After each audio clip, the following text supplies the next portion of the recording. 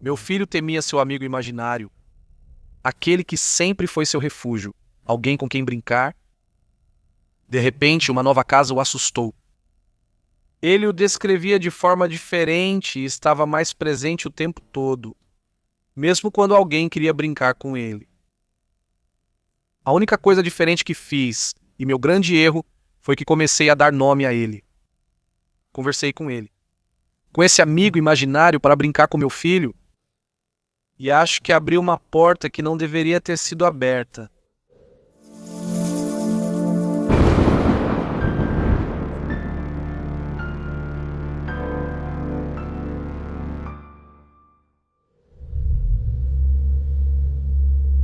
Hoje vamos entrar nesse mundo estranho e misterioso dos amigos imaginários, comunidade. É que se você que está nos ouvindo não teve um, sei que conhece alguém que teve, mesmo sem serem chamados assim. Todos conhecemos alguém que conversou com algo que não existe desde muito cedo. Então, esses seres são o fio condutor deste episódio. Embora não vamos nos limitar, porque também vamos falar de fantasmas, de espíritos e de almas penadas vistos por crianças. Esperamos que estejam prontos e prontas para ouvir. E se houver crianças por perto, eu acho que este é um daqueles episódios que não deveriam ouvir. Pelo menos não sozinhos. Não sem vocês para acompanhá-los. Então aqui vai este aviso. Aqui vai este pequeno aviso. E se quiser sair, essa é sua última chance. Porque em 10 segundos começamos com relatos de la noche. 7-6. 5. 67-3.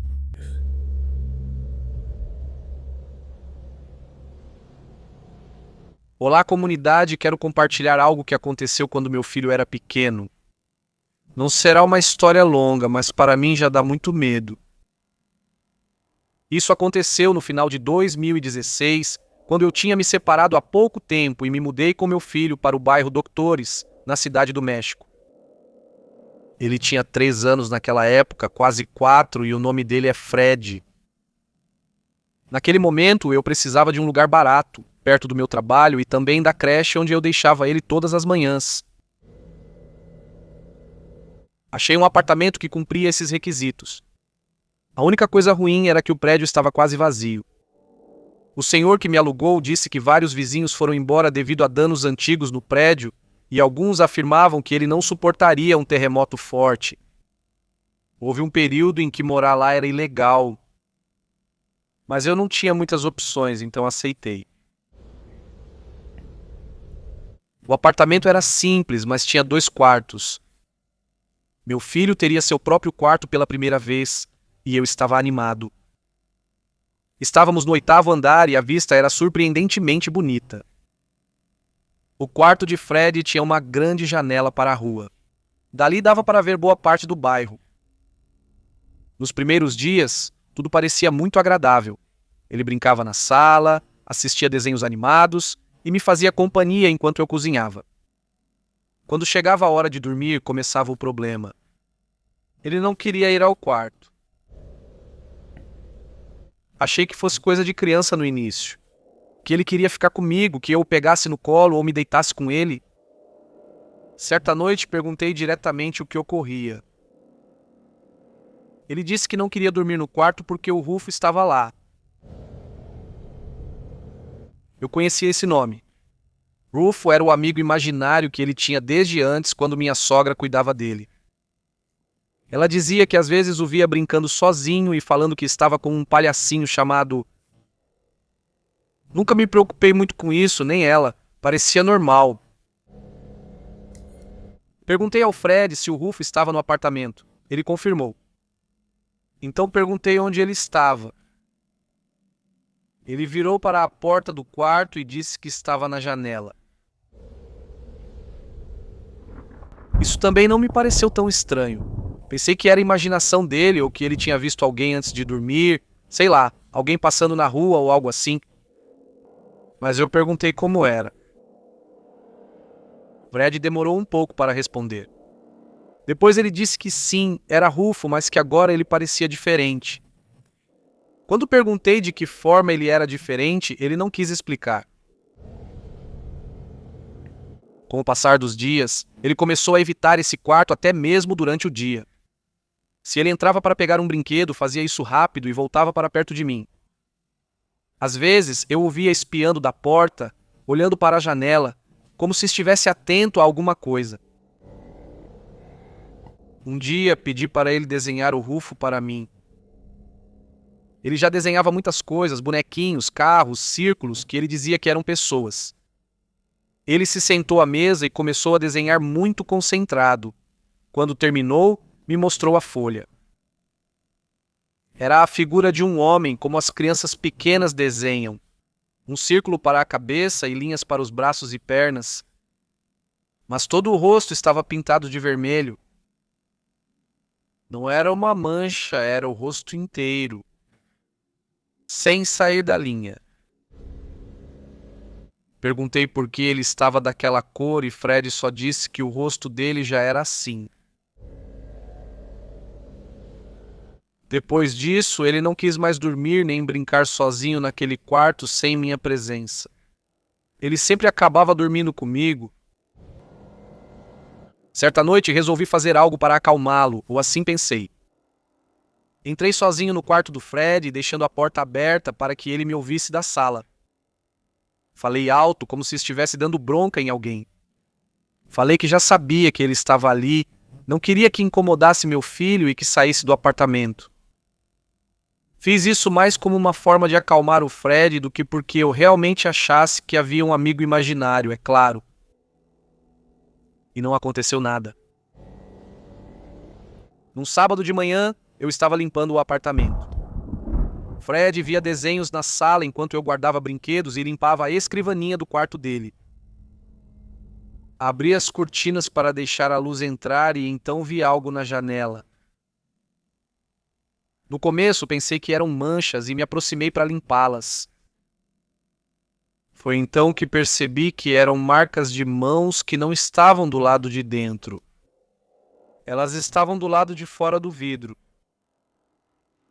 Eram duas mãos abertas, como se alguém tivesse se apoiado ali olhando para dentro do quarto. Como vocês devem se lembrar, nós morávamos no 8º andar. Não havia varanda ou lugar fora para alguém ficar em pé. O quê? Fiquei um momento olhando para o vidro sem entender como aquelas marcas podiam estar ali.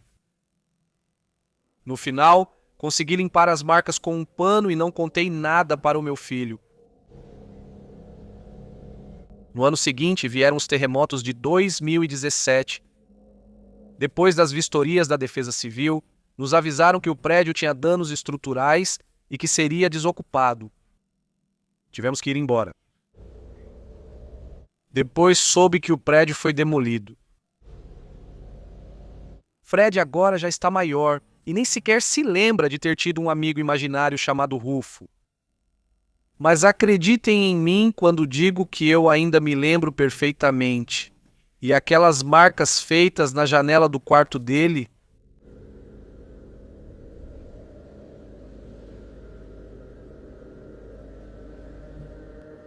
Isso que vou contar aconteceu quando minha filha tinha 4 anos.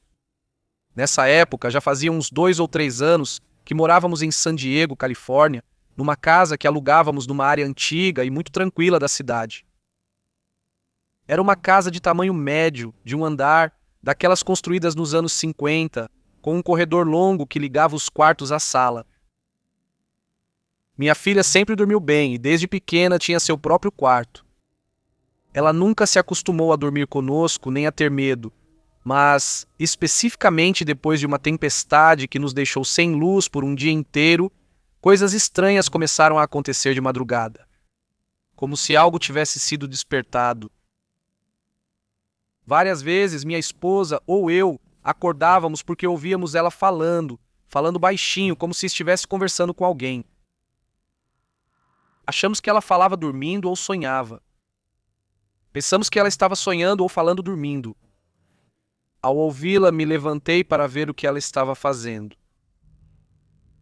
A porta dela estava entreaberta e sua voz podia ser ouvida do corredor.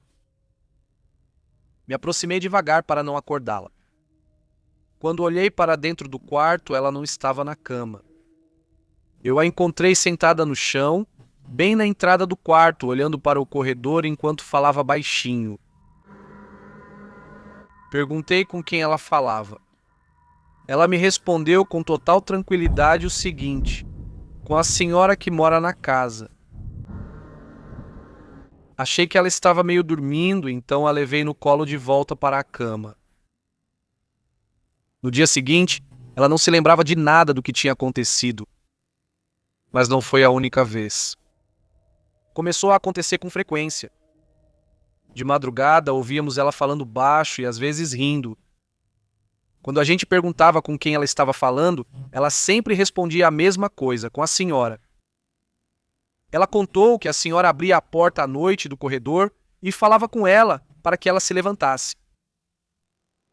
Ela nunca mencionava outro nome, nem parecia ter medo.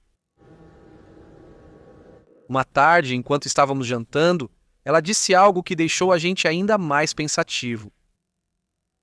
Ela disse que a senhora estava triste porque o quarto era dela antes. Nós não entendemos bem ao que ela se referia, mas meu marido ficou curioso e decidiu pesquisar um pouco sobre a casa.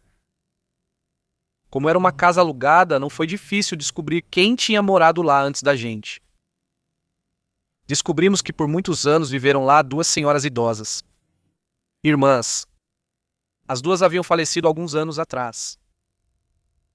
Nenhuma delas morreu na casa, segundo nos disseram, mas sim em um hospital após doenças relacionadas à idade.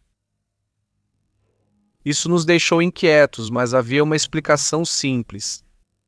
Achamos que algum vizinho comentou essa história sobre nossa filha quando ela ia brincar com uma menina de outra casa próxima, onde sempre se reuniam crianças.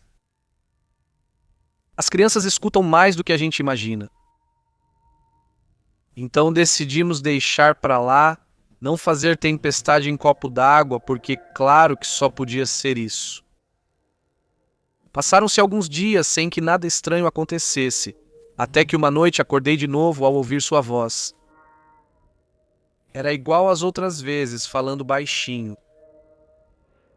Levantei-me e caminhei até o corredor. A luz estava apagada, mas entrava um pouco de claridade vinda da sala. Foi aí que vi minha filha. Ela estava sentada no chão, bem na frente do quarto dela, olhando para o corredor enquanto conversava com alguém. Não consegui ouvir o que ela dizia, só a voz dela. Na parede do corredor, a sombra dela era projetada pela luz que vinha da sala, mas não era a única sombra refletida. Havia outra também. Era mais alta do que a dela, como se alguém estivesse de pé na frente da minha filha. Fiquei alguns segundos tentando entender o que via, e assim que dei um passo em direção a ela, a segunda sombra desapareceu. Minha filha me olhou como se nada tivesse ocorrido. Levei ela para a cama sem comentar o que vi. E mesmo assim, continuamos pensando que tudo tinha alguma explicação, que tudo precisava ter uma. Talvez fosse a luz da rua entrando por alguma janela, ou uma sombra que se moveu quando eu caminhei. Meses depois, algo me fez lembrar daquela noite. Tínhamos contratado uma babá para ficar com nossa filha 2 tardes por semana e quando saíamos à noite. Era uma estudante do ensino médio que morava perto e parecia uma garota muito responsável. Um dia, quando voltamos para casa muito tarde, depois de uma reunião do trabalho, ela nos disse algo visivelmente constrangida. Ela perguntou se nossa filha acordava de madrugada. Dissemos a ela que sim, que às vezes nossa filha falava dormindo. Então ela nos contou que naquela noite ouviu nossa filha falando do corredor, que se levantou para ver se ela estava bem e a viu sentada no chão, bem na porta do quarto dela. Ela disse que parecia que nossa filha estava conversando com alguém. Quando perguntei o que ela queria dizer com isso, ela hesitou por um momento antes de responder. Depois ela nos disse que, quando olhou pelo corredor, conseguiu ver algo mais, que ao lado da minha filha havia outra silhueta, como se alguém estivesse de pé na frente dela. A babá pensou que talvez um de nós tivesse chegado antes e que ela não tinha percebido. Mas quando ela se aproximou, percebeu que não havia mais ninguém. E claro, naquela noite nós não estávamos em casa.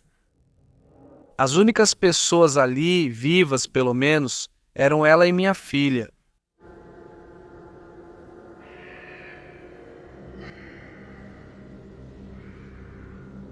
Meu filho desenha desde pequeno, como todas as crianças. No começo ele só fazia bolinhas, pauzinhos, círculos que, segundo ele, eram pessoas ou animais, e com o tempo foi melhorando, como é completamente normal. O curioso é que quase sempre ele acabava desenhando a mesma coisa, uma casa. Não é estranho que uma criança desenhe casas, claro, né? Muitas crianças fazem isso. Mas o que começou a chamar nossa atenção era que sempre era a mesma casinha, com os mesmos detalhes, repetidos uma e outra vez com pequenas variações, mas sempre a mesma coisa, como se isso fosse o que estivesse na cabeça dele. A porta sempre estava no centro.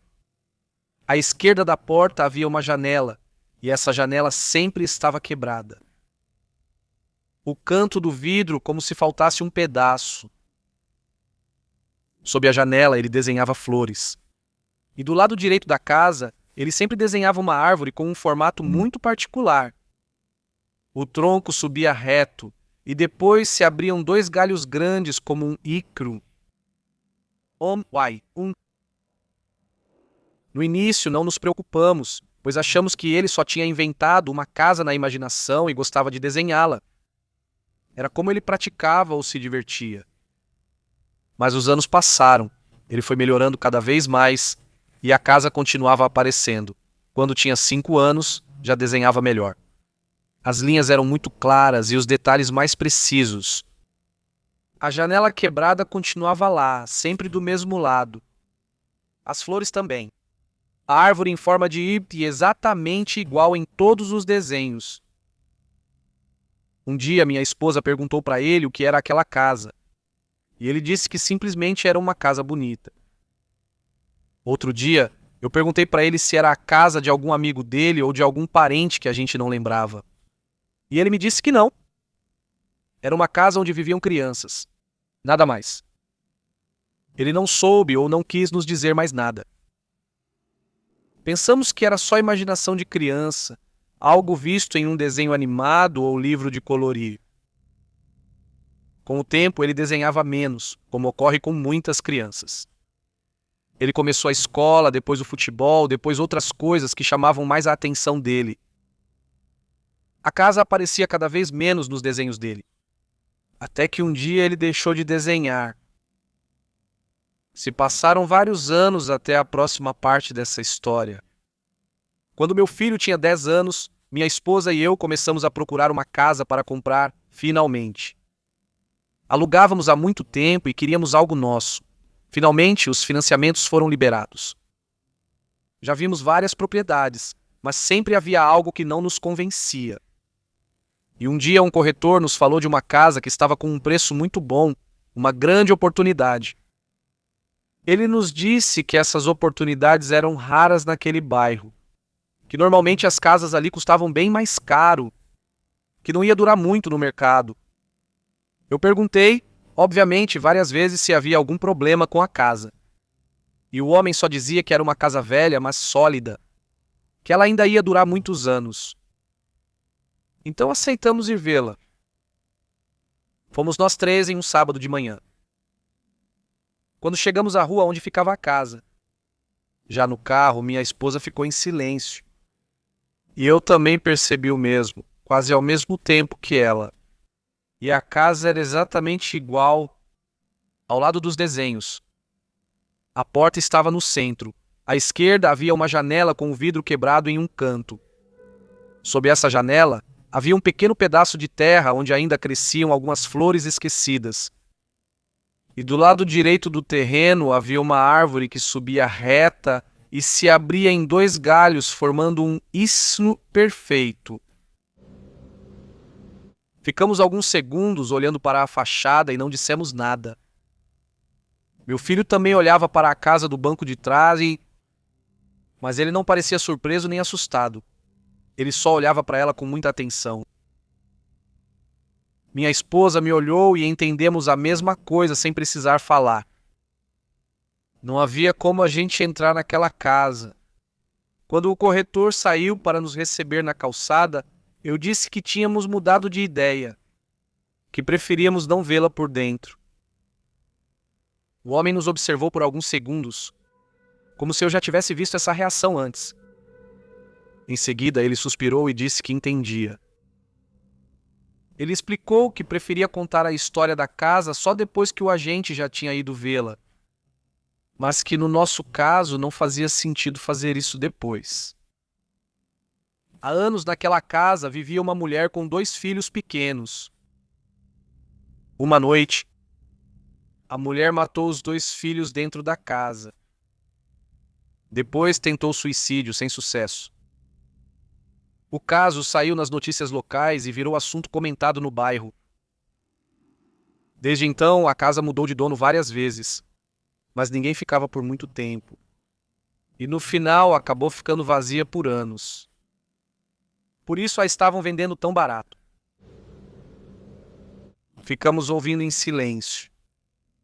Ninguém disse nada por alguns instantes. Agradecemos pela informação e saímos. Naquela noite, quando estávamos em casa, lembrei dos desenhos que meu filho fazia quando pequeno. A janela quebrada, as flores embaixo da janela, a árvore em forma de U. Procurei em uma caixa onde guardávamos algumas das coisas dele de quando era mais novo, e ainda encontrei vários. Não era nossa imaginação. Eram praticamente iguais à casa que tínhamos visto naquela manhã. O mais estranho é que nunca tínhamos passado por aquela rua antes daquele dia, nem mesmo por aquele bairro. E meu filho parou de desenhar aquela casa muitos anos antes de sabermos que ela existia. Ele não teve reação. Simplesmente foi como se fosse uma casa qualquer. E eu agradeço a Deus por isso.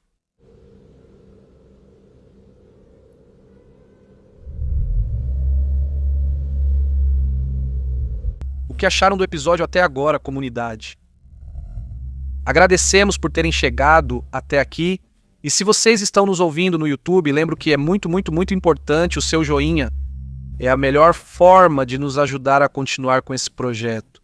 E sempre temos cerca de 300 mil visualizações e apenas 10 mil curtidas. Então, o que está acontecendo com todos vocês que não deixam uma demonstração de que estão gostando do conteúdo? Se você nos ouve no Spotify, deixe uma avaliação de 5 estrelas no podcast. Onde quer que você nos ouça, apoie como a plataforma permitir para alcançarmos mais pessoas. Não vou embora porque ainda tem mais histórias. Alguns dirão que deixamos o melhor para o final, mas vocês que vão julgar. Contem qual foi sua história favorita de hoje. Acabou o descanso? Continuamos com mais relatos de la noche.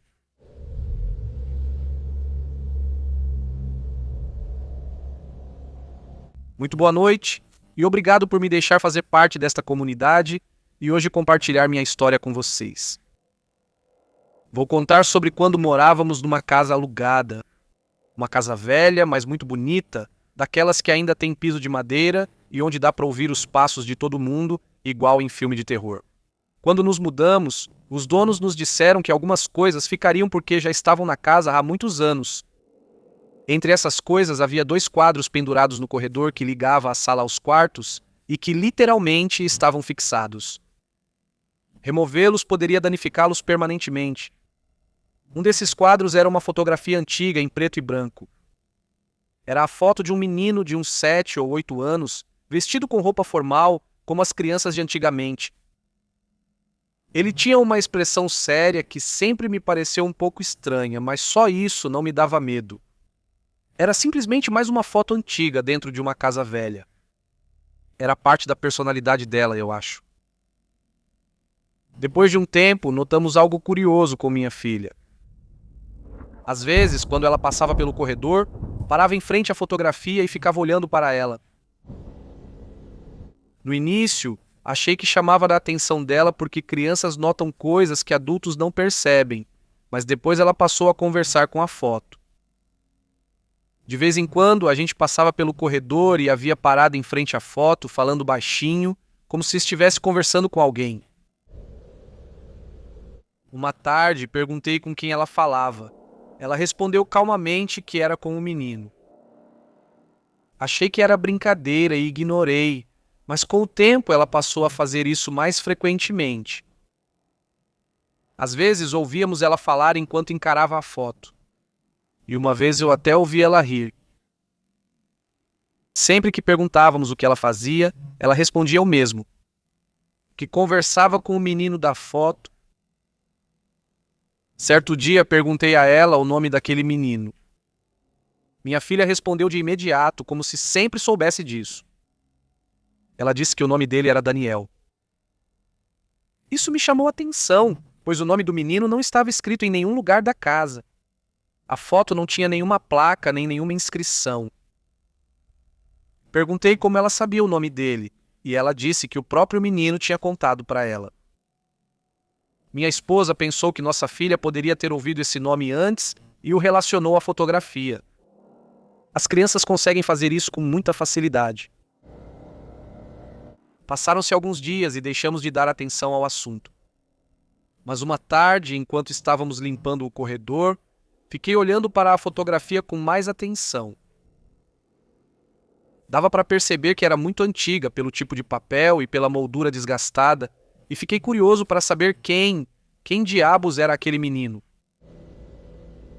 Dias depois, os donos vieram verificar coisas do jardim que pedimos. Aproveitei para perguntar a ele sobre a fotografia no corredor. Mostrei o quadro para ele. Perguntei a ele se sabiam quem era aquele menino, se o conheciam. O homem olhou a foto por alguns segundos antes de responder. Depois ele disse que sim, que aquele menino tinha morado naquela mesma casa muitos anos atrás, que era o filho da família que tinha sido dona da propriedade antes deles. Ele me disse que o menino se chamava Daniel, que agora era um adulto, que foi ele quem vendeu a casa para eles.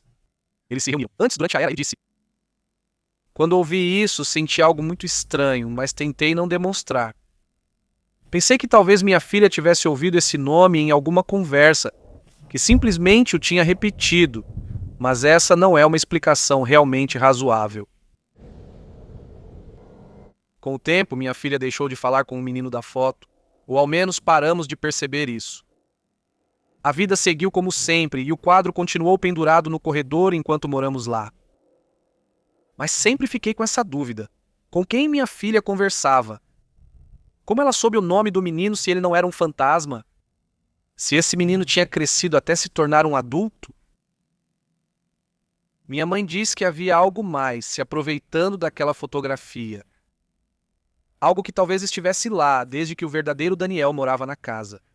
Que por algum motivo Daniel a vendeu assim que teve oportunidade.